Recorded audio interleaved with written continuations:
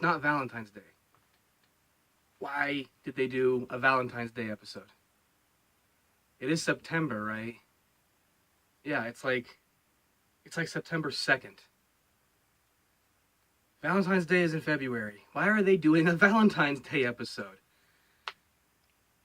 Now, I knew that after the 25th anniversary episode, spectacular, an actual good episode that gave us action and suspense, and it actually entertained us, I knew after that it was just going to go back to plain old Ninja Steel.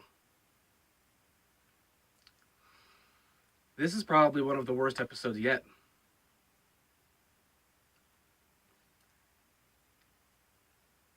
Anyway, Power Rangers Super Ninja Steel, episode 11.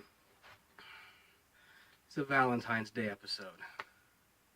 I don't know why, but it is. And the weird thing is, holiday season is coming up. And I'm fairly certain that they're going to have a Christmas-oriented episode. At least they might, because they already had one last year. They had a Christmas episode. I just think this is weird. They're getting holidays all mixed up. And even last year, even if I remember correctly, even the Christmas episode last year took place like after Halloween. Like it wasn't even Thanksgiving yet. So I don't know what they're doing. Anyway, this is going to be short. There's not much to say about this. There's not much I want to say about this. Plus, I got some other things I got to get done today. Really, really important stuff. It opens at the high school where Preston the Blue Ranger is looking for a Valentine's Day dance date. Well, if we know anything by now from the last couple episodes, he likes a girl named Sandy, a new girl at the school named Sandy. Well, she likes Preston too. Only in this episode, there is a monster named Venema. We all know her by now. The monster actually did exist in Shuriken Sentai Ninja, so it's just a recycled monster like most of them are. Her power is basically to make people fall in love with her. Like that hasn't been done before. Anyway, she's got these pink arrows that she shoots that make people fall in love with her when they hit them. The Rangers are attacked by Venema. The Red Ranger, Brody, the Gold Ranger, Levi, and the Yellow Ranger, Calvin, are all hit by her love arrows and proceed to spout cheesy pickup lines to her. Really, really old, cheesy stuff you wouldn't hear anybody saying anymore.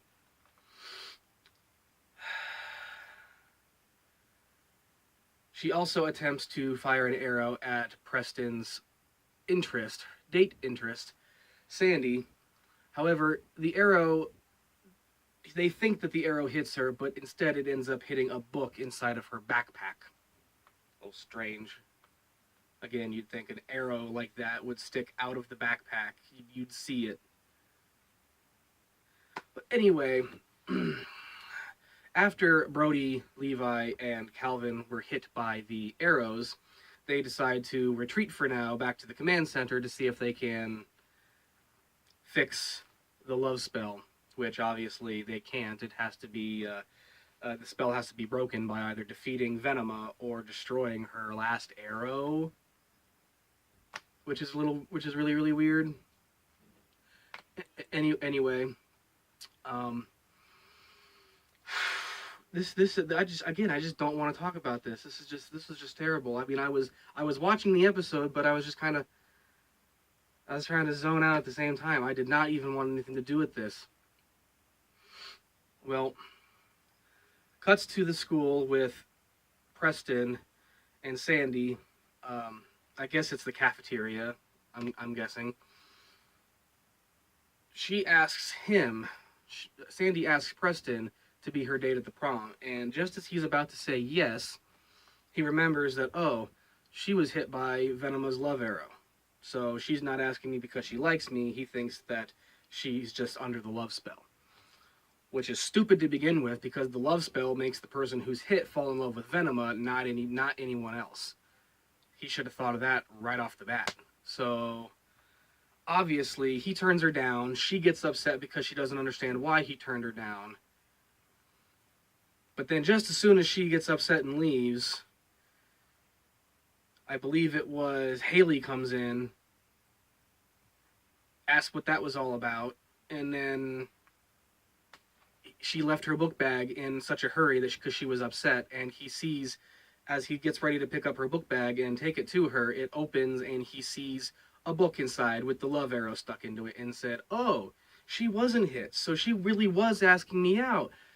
He gets happy, and then of course he thinks, oh, well, she really was asking me out. It wasn't because of the love arrow, so he messed up. So now he's got to fix things, which obviously he does. They both, at the end of the episode, find out that they like each other. They end up, and you can imagine they end up dating. So it's, ugh, enough of that. Anyway, stupid little subplot with Victor and Monty, as usual. I was really, really happy that in the 25th anniversary episode of Power Rangers, Dimensions in Danger, Victor and Monty were nowhere to be found. Thank God. But it was like, because the Dimensions in Danger episode, it was good. While it was really, really good, it was rushed, and I just wish we could have more of that. Now we're just back to regular old Ninja Steel, with discount Bulk and Skull, with lame actors, even lamer writing. I was really, really hoping that the 25th anniversary episode was going to, light a fire under their asses a little bit. Maybe, let them know that, hey, look, this episode's got tons of ratings. This is a good episode. We should keep stuff like this going. More action, more suspense, more actual intriguing characters and story plots. No, we go back to dating. We go back to 90210. This is Power Rangers 90210, people. I don't know who can stomach Ninja Steel. I am sorry. I'm not going to get on anyone's case for liking it. Everybody's got to like something. That's fine. I love Power Rangers. I love Super Sentai. I can't stand what Saban has done with Shuriken Sentai Nin Ninja. I know Nin Ninja itself wasn't exactly the best Sentai in the last few years. It was actually some people's least favorites. When I like Zyuohger better than Nin Ninja, there's a bit of a problem, and a lot of people didn't like Zyuohger. Or Tokyuger for that matter, but I loved Tokyuger, so I'm going to have to get into all this on another episode, because I've got way more to say and lots more opinions that I can't get out just by reviewing one terrible episode of Ninja Steel. I can't do it anymore. I can't do it anymore. Heart broken. Worst episode of Ninja Steel since the fart joke episode. It was like episode 3 or 4 or something like that, where it was nothing but fart jokes. Or maybe it was episode 5. Yeah, I think it was episode 5, Drive to Survive. Yeah, that was it. Anyway, I'm probably really boring you guys because I'm just not into this today. Go check out the episode for yourself. I'm sure they're gonna have reruns, and you can check out clips and everything from YouTube for it. But don't. It's only if you want to. I'm not gonna make you. This episode was terrible, guys. Sorry, not into it today. Chalk this one up as another a really, really big fail. Not me. I'm not the one who failed. Saban is the one who failed, and Nickelodeon are the ones who failed. So until next week, guys. be sure to like, share, and subscribe if you haven't already. You all know the deal. I'm almost at 300 subscribers. Really happy about that. Like I said, have a nice little string of collector's reviews coming up, along with a few other special videos. One special video in particular, talking about a contest that I have that I'm going to be starting here soon. But I need you all to do me a favor. I need you to give thumbs up, share, and subscribe. I know my views haven't really been reflecting my subs here lately, so I'd like to see my subs and my views to start balancing out a little bit. It would really help me out in the long run. But like I said, you guys help me out, I'll help you out. I'm not above giving back, and that's exactly what I have planned here coming up with a special contest. So stay tuned, guys, and until next week, I'm Paul, the Swordsman. This is Rangers Ready Go. Breathe, breathe, breathe. This concludes our broadcast day. Click.